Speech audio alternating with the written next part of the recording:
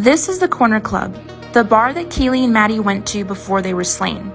In this leaked screenshot from surveillance footage, it shows the girls speaking with Kaylee's ex, and in the corner is Adam and Jack S., also known as Hoodie Guy. The following surveillance footage shows the girls walking with Hoodie Guy, and they mention Adam's name.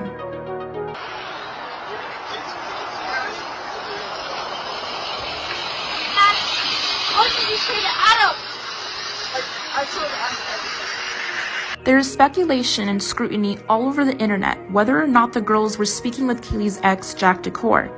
A reliable source tells me it was in fact him. But just because it is Jack doesn't mean he's involved, and that's a point I wanted to make clear. So Andrea, what are your thoughts on people saying that Jack Decor is the killer? Well, it's a little upsetting to me because first and foremost, just because you are in a relationship and you get murdered does not automatically mean that the person, your significant other, did it. Does it happen a lot? Is there a lot of domestic violence in this country? Of course there is. We have no indication of domestic violence or any violence of that nature between Jack D or Kaylee. We see Jack D at the corner bar. They're talking, they're casual, they're all laughing, they're light. That's what the picture shows. You know, what everybody wants to read into it is fine. The bottom line is the feds have cleared him. Moscow Police Department has cleared him. The family believes him and is standing behind him and standing by his side. It's time to move on from Jack D. Authorities tracked the Idaho student killing suspect as he drove cross-country to Pennsylvania. He drove cross-country in a white Hyundai Elantra and arrived at his parents' house in Pennsylvania around Christmas, according to a law enforcement source. Authorities were tracking him as he drove and were also surveying his parents' house. An FBI surveillance team tracked him down for 4 days before his arrest, while law enforcement worked with the prosecutors to help develop enough probable cause to obtain a warrant. Genetic genealogy techniques were used to connect Kohberger to the unidentified DNA evidence. Another source with knowledge of the case tells CNN. The DNA was run through a public database to find potential family member matches, and subsequent investigative work by law enforcement led to him as the suspect. So I know I only have 3 minutes, so I'm going to make this as short and sweet as I possibly can. My name is Samantha Nelson. I was born Samantha Gonzalez. I am Kaylee's eldest sister, and we do have different mothers. We share the same father. Steve is my biological dad, and I don't feel like going into intimate details about how that came to be or the background of my lineage. All I want to do is come on here and basically explain to you, while simultaneously cultivating vulnerability within myself, that yes, it takes a lot to go on here and be somebody who really shares passion about this case and the situation at hand, but you really have to be careful about your wording and your comment section and what you're posting, because your interactions with the media, with the internet, affects everybody who can see it, and it's everywhere. You can't escape it right now. Me especially. I cannot even open my phone without it popping up everywhere I go, and some of the content is really, for one, it's false, and for two, it's cruel, and it's being used as a catalyst to gain followers, to have clickbait, to be basically profiting off of a lot of people's grief. And if I could just share one thing, if I could ask one thing of TikTok when it comes to the Idaho murders, is that you really need to realize that these are actual human beings that have family and have history and have a huge impact on other people's lives. And when you post something that isn't genuine, that isn't sincere, that doesn't have a positive intention, it does affect others that see your content, myself especially.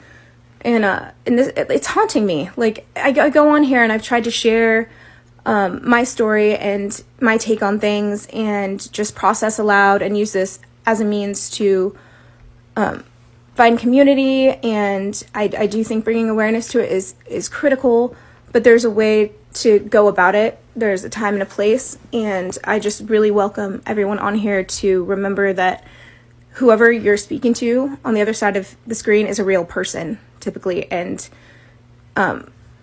you do have the influence to make or break their day and either positively or negatively impact their reaction to what's happening around them, especially when it's this intimate in my case. So I just urge you to please just be kind to one another, and I'll have to post another one. Over 19,000 tips sent in to investigators, and now more than 6 weeks since the murder of 4 Idaho college students, and still no suspects. But a brand new update today. News Nation's Nancy Liu is live in Moscow, Idaho. Nancy, what are we learning? Well, Nicole, in a major new development, Moscow police say cleaning will soon be underway here at the murder scene on King Road. The police chief announcing that a private cleaning company has been retained to begin a remediation process starting tomorrow morning. We are going to be bringing in a professional cleaning crew to go to the residence and begin cleaning. Part of the reason we're doing that is because of the biohazards as well as chemicals that were used during the investigation. So there will be activity over at that residence on King Road, and we just want people to know about that. In a new YouTube announcement, Police Chief James Fry revealing that the home on 1122 King Road will soon be cleaned out. The timeline for the process is not known, but police say the home will be returned to the property management company when finished. The 6-bedroom rental has been under guard and surrounded by crime tape since the quadruple murders on November 13th. The stabbing deaths remain unsolved. We've received a lot more tips here recently, and we're continuing to investigate those and follow up on those. The total number of tips is now near 20,000 in the wake of continued police pleas for information about a white Hyundai Elantra and any digital images or videos from the night of the murders that might provide context. Police have said someone knows something about the night of the murders, indicating that individuals may be afraid to come forward.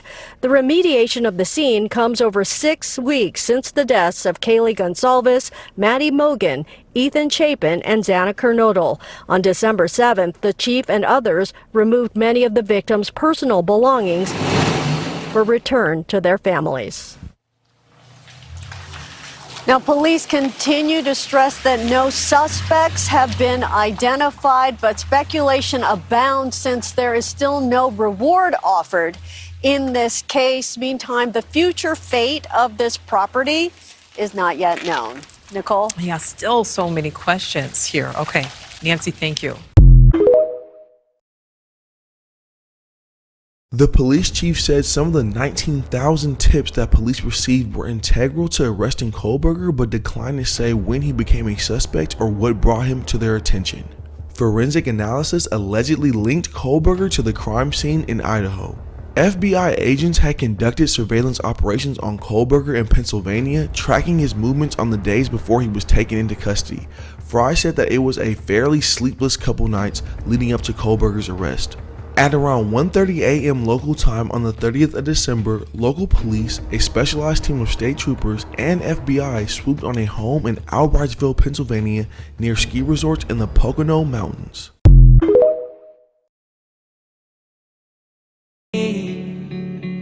Cause what makes me feel alive is when you're standing by my side. So as I'm staring at the stars, I'm calling your name. I don't know where you are tonight, but I've gone all till left to cry. I'll dance my way through this life until I'm with you for one last time. Cause you are the only one who makes my life feel worth its living. I know the only one that I believe in. So if there's no tomorrow, then my friend here is asking, so by him wanting to come to Idaho and waive the hearing, is he admitting to it? So that's not what this means. The gist of it is he had the option to waive being extradited to Idaho, right? To jump right into it. He had the right to a hearing that was scheduled for Tuesday. let's say that he did do this hearing in Pennsylvania. What would happen is that the state and Moscow and all the authorities involved would have had to have privately gone to the judge, presented evidence, and basically, kind of built this case to show them why he should be sent to Idaho for criminal charges. And in that process, that could have taken anywhere from 30 to 40 days. So he would have just been sitting in Pennsylvania. The fact that he is saying, let's go to Idaho because I would like to clear this up as soon as possible. I can sense nothing but arrogance in that, almost as if he feels extremely confident in the fact that he did not commit these murders and that Moscow police are not going to be able to prove that he did. That's how I take that. But the fact that he is going straight to Idaho, this is good for us. This means that we're going to get the ball rolling a lot quicker.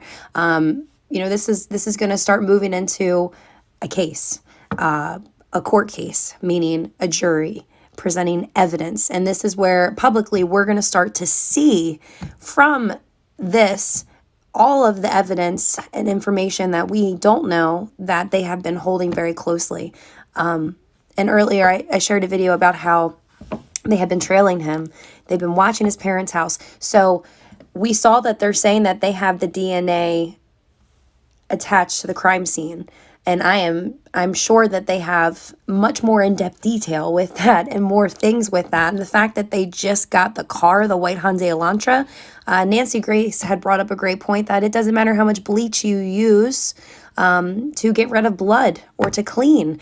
Like, they are going to find something in that vehicle. But the fact that he is saying, I'd like to get to Idaho to clear this up promptly, I just feel like that's arrogance. He feels like, that they have nothing on him. So good call to him because this is what we want. And I'm just over here clapping loudly for justice because it's coming. It is coming.